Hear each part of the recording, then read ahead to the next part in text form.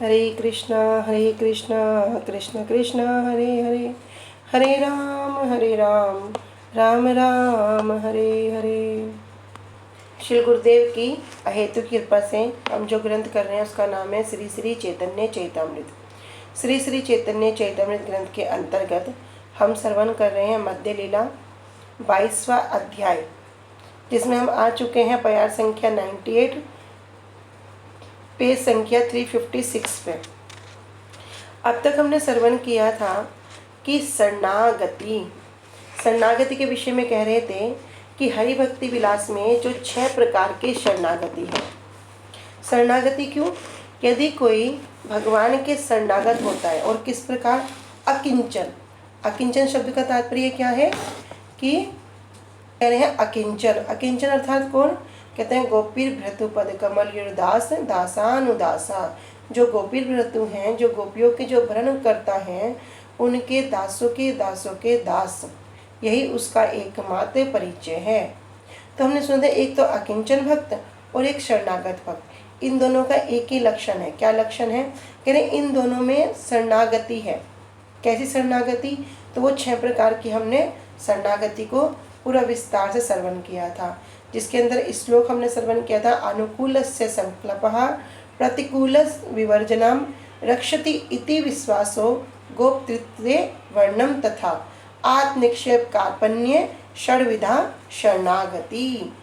तो ये हमने इसमें श्रवण किया था कि अनुकूल्य संकल्प अर्थात श्री कृष्ण भक्ति के जो अनुकूल है उसको स्वीकार करना, प्रतिकूल से जो प्रतिकूल वस्तु उसका विवर्जनम, वि मतलब विशेष रूप से उसको वर्जन करना, त्याग कर देना। रक्षति इति विश्वासो, वे मेरी रक्षा करेंगे। कौन करेंगे?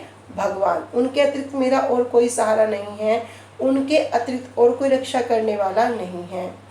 गोप्तृत्व वर्णम तथा, गोप्तृत्व हमने श्रवण किया था कि श्री कृष्ण को गोप्ता अथवा या पालन करने वाला, पिता, जो भी संबंध है उस रूप में उनको वर्ण करना।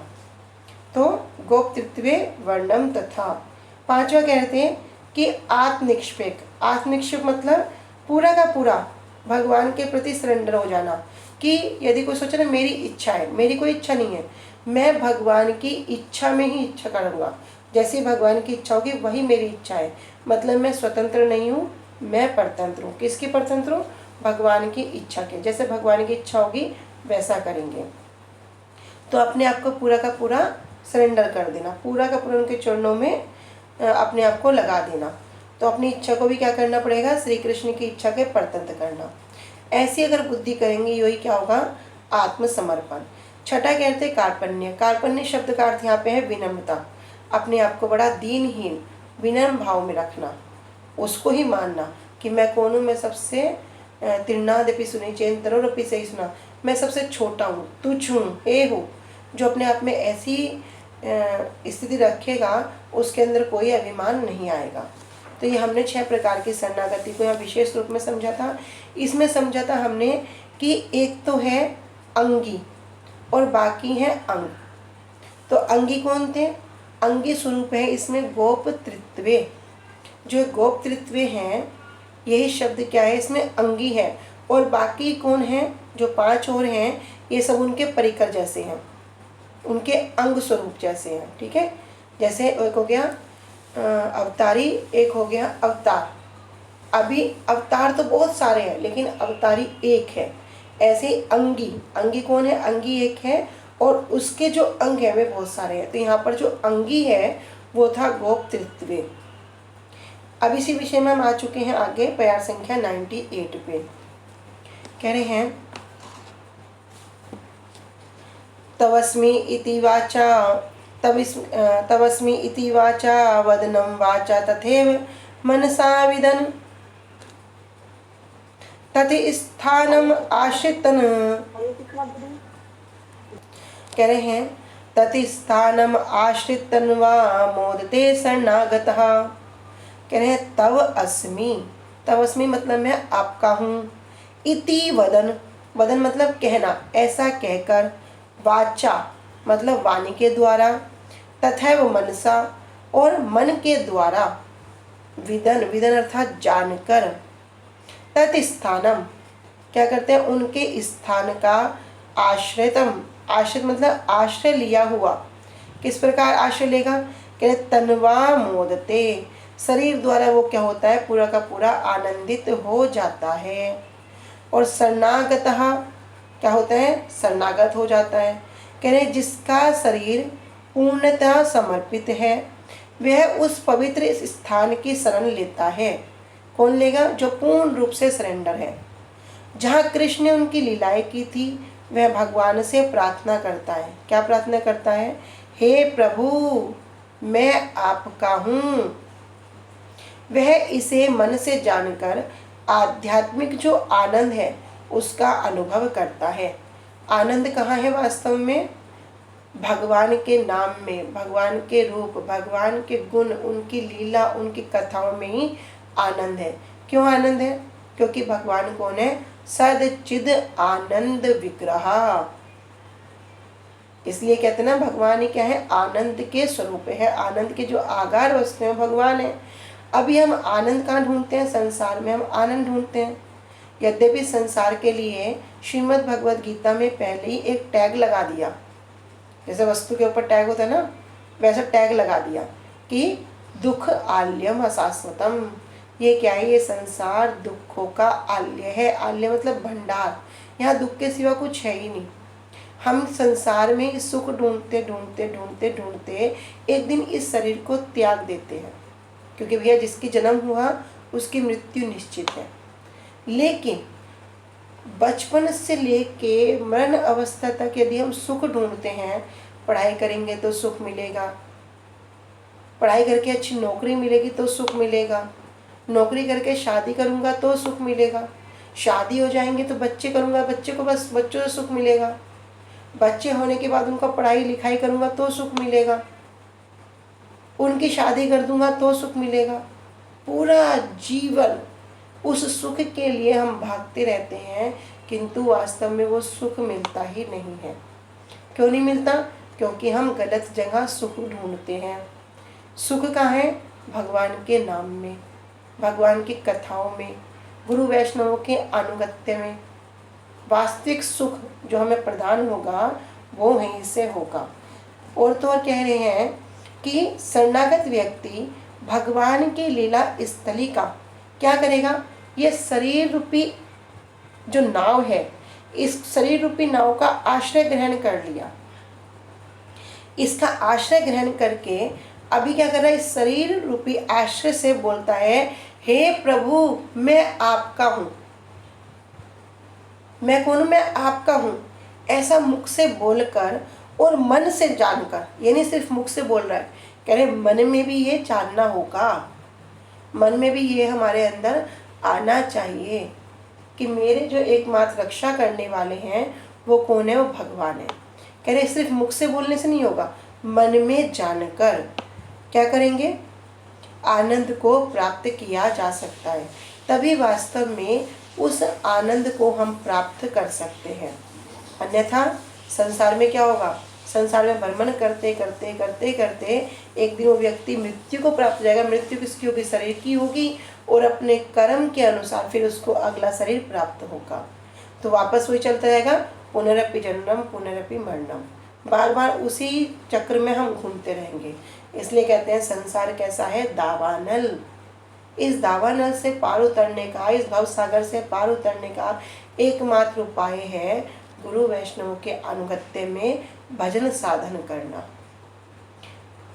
इसलिए अभी कह रहे हैं, इसी विषय में हमने पीछे भी एक प्यार श्रवण किया था, उसमें कहते हैं कृष्ण तोमार हंग यदि बले एक बार, माया बंद हैते कृष्ण तारे करे पार। तो पूर्व में हमने श्रवण किया था, कृष्ण तोमार हंग यदि बले एक मार, माया बंद हैते कृष्ण तारे करे पार।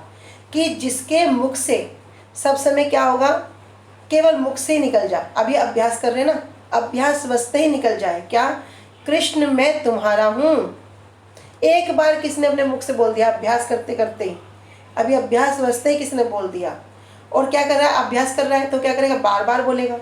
कह रहे ये बात वो जो बार बार बोलता है तो उसकी ये बात क्या है, अभी सहृदय नहीं है, अभी सरलता से नहीं कह रहा, अभी तो सिर्फ बोल रहा है, लेकिन बार बार बोल रहा है, तब भी क्या कह रहा है, जो एक बार भी साहृदय से, अपने काय से, अपने मन से और अपनी वाणी से एक बार उससे निकल जाए, हे कृष्ण मैं आपका हूँ, मैं आपके दासों के दासों के दासों का दास हूँ, ये बात वो कहता है, तो उन्हें क्या होगा, उन्हें जो श्री कृष्ण की माया है, मम माया दुरत्या, भगवान गीता में कहे ना मेरी माया कैसी है, उसको पार करना आसान नहीं है, तो ऐसी माया को भी क्या करेंगे, ऐसी माया के बंधन से वो पार हो जाएगा।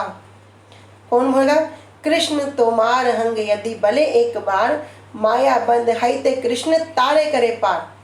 यदि किसने एक बार, अभी अभ्यास से बार बार बोल रहे, एक बार किसने अपने शरीर से, अपने मन से, अपनी वाणी से आकुल व्याकुल होकर बोल दिया, हे कृष्ण मैं आपका हूँ, मैं तो आपका दास हूँ, इतना बोलने से क्या होगा, जो माया है, कहते हैं मम माया दुरत्या, वो उस माया के उसको क्या करेगा, उस पर भी जय प्राप्त करेगा, मतलब माया के बंधन को वो भी पार कर जाएगा। इसी में हमने एक श्लोक और श्रवण किया था, कह रहे थे सक्रद देव प्रपन्नो यस्तवा स्मृति चयाचते अभ्यहम सर्वदा तस्मै ददाम्यहं तद्व्रतम मम। तो भगवान भी क्या कहते हैं, भगवान व्रत करते हैं, भगवान कहते हैं मेरा व्रत है, क्या व्रत है, कि यदि कोई वास्तव में, कपट से नहीं, कह रहे यदि कोई वास्तव में शरणागत होकर बोल दे, क्या बोल दे, एक बार बोल दे, अपने काय से, मन से, वाणी से, हर प्रकार से सरेंडर हो जाए, मेरी शरणागत हो जाए, एक बार बोल दे मैं तुम्हारा हूँ, और इतना कहकर मुझसे क्या करे, अभय की याचना करे। संसार में क्या है, संसार में भय है, संसार में मृत्यु है, संसार में शोक है, लेकिन भगवान के चरण कमल कैसे हैं, जहाँ अशोक अभय अमृत है। कह रहे अगर वो एक बार भी मेरे से क्या करे, ये बोल के मैं तुम्हारा हूँ, मैं आपका हूँ, इतना बोल के बस ये प्रार्थना करे कि क्या करे, मुझे अभय की याचना करे, कि मुझे किसी प्रकार का भय न रहे, तब क्या करेंगे भगवान भी, तब मैं उसे सदैव अभय प्रदान करता हूँ। क्या बोलना होगा, मैं आपका हूँ। संसार में सबको बोलेंगे, लेकिन जब भगवान के लिए आकुल व्याकुल होकर बोलेंगे, साहृदय से बोलेंगे, भगवान भी प्रतिज्ञा करते हैं मैं उसको अभय प्रदान कर देता हूँ। तो यहाँ पर इसी बात को कह रहे हैं कि शरणागति, शरणागति भी किस प्रकार है, 6 प्रकार की शरणागति हैं, और शरणागत व्यक्ति भगवान की जब लीला स्थली का जब दर्शन करेगा, कैसे दर्शन करेगा, शरीर का आश्रय लेकर दर्शन करेगा, और शरीर का आश्रय लेकर जब दर्शन करेगा, हृदय से आकुल व्याकुल होगा, उनकी लीला स्थली को स्मरण करेगा, उनसे प्रार्थना करेगा, और मुख से क्या बोलेगा, मैं आपका हूँ। बस इतना बोलना है, इतना बोलना है। कैसे बोलना है, साहृदय, हृदय से बोलना है। कह रहे ऐसा मुख से बोलकर और मन में जानकर आनंद प्राप्त किया करता है। आगे कह रहे हैं, शरण लैया करे कृष्णे आत्मसमर्पण, कृष्ण तारे करे तत् काले आत्मसम।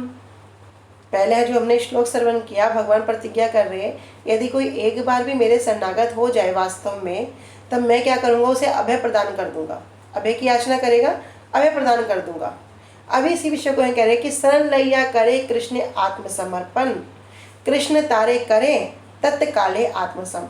जब कोई शरणागत होकर, किसके शरणागत, एकमात्र श्री कृष्ण के चरण कमलों में पूर्ण रूप से शरणागत होकर क्या करता है, आत्मसमर्पण, अपने आप को भगवान के चरणों में समर्पित कर देता है। कह रहे कृष्ण तारे करे तत्काले आत्मसम, तत्काल उसी समय भगवान भी क्या करते हैं, उसको आत्मसम मतलब उसको स्वीकार कर लेते हैं। किस रूप में, ये मेरा है। अभी तो हम बोल रहे ना मैं आपका हूँ, अभी हम बोल रहे हैं मैं आपका हूँ, मैं आपका हूँ, मैं आपका हूँ। भगवान क्या करेंगे, जिस समय हृदय, सरल हृदय से हमारे निकल जाएगा मैं आपका हूँ, भगवान भी कहेंगे हाँ ये मेरा है। तो कह रहे उसे भी अपने भक्त के रूप में तत्काल है उसी समय स्वीकार कर लेते हैं। इसीलिए कहते हैं जब इस तरह भक्त क्या करेगा, कृष्ण के चरण कमलों में पूरी तरह आत्मसमर्पण करेगा। आत्मसमर्पण क्या? जैसे किसी को अपने आप को पूरा सरेंडर कर दिया, फिर क्या होता है?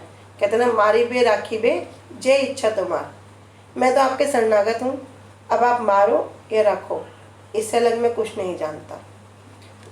जैसे हमने सुना था ना कि आप मुझे, हमारे गुरुदेव बताते ना कि सफ़ेद कपड़ों में रखोगे सफ़ेद कपड़ों में रह लूँगा, लाल कपड़ों में रखोगे लाल कपड़ों में रह लूँगा, जिस प्रकार आप रखोगे उसी प्रकार मैं रह लूँगा।